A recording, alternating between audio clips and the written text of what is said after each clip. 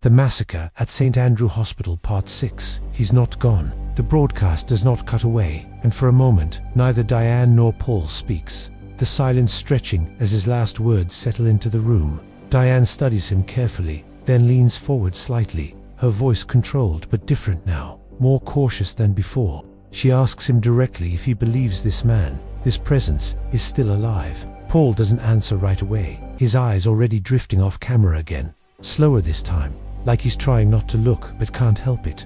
When he finally speaks, his voice is quiet, certain, and more afraid than before. He didn't feel old, Paul says. He didn't feel like someone who could just stop. Diane follows his gaze for the first time, just briefly, toward the space off camera, then back to Paul as she asks where he thinks this man is now. Paul shakes his head slightly, but the movement feels uncertain, like he doesn't believe his own answer. Close, he says. A pause, closer than he should be. The words hang in the air, and for the first time, Diane doesn't immediately respond, her composure slipping just enough to notice. She shifts in her seat, then steadies herself, bringing the conversation back to something concrete. She asks Paul if he believes the man was physically inside the hospital that night. Paul nods once. Yes. Diane presses further, asking if he saw him directly. Paul hesitates, then no. A beep. But I knew where he was. Diane's eyes narrow slightly. How? Paul exhales slowly, his hands tightening again. The footsteps weren't random. A pause. They moved around us. The wording lands heavy. Diane asks, "What do you mean by that?" And Paul explains that wherever he went in the hospital, the sound followed, not chasing, not rushing, just adjusting, always nearby, always just out of sight. Diane leans forward again, like it knew where you were. Paul looks at her. A long pause. Then yes, the answer is immediate. Too immediate.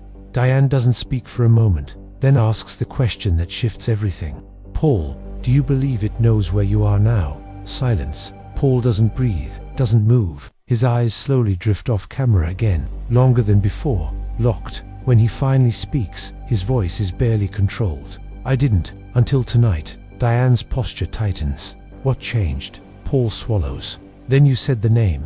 The air changes. Diane doesn't respond. Paul continues, quieter now. He doesn't like that.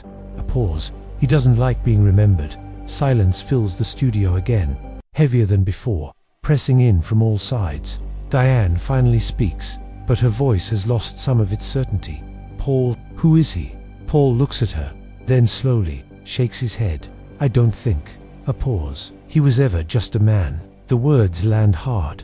Neither of them speaks after that. The studio lights hum faintly overhead. Somewhere in the distance, barely noticeable, a sound. Soft, even. Step, step. Paul hears it. His eyes shift again. Off camera. The red live light continues to blink.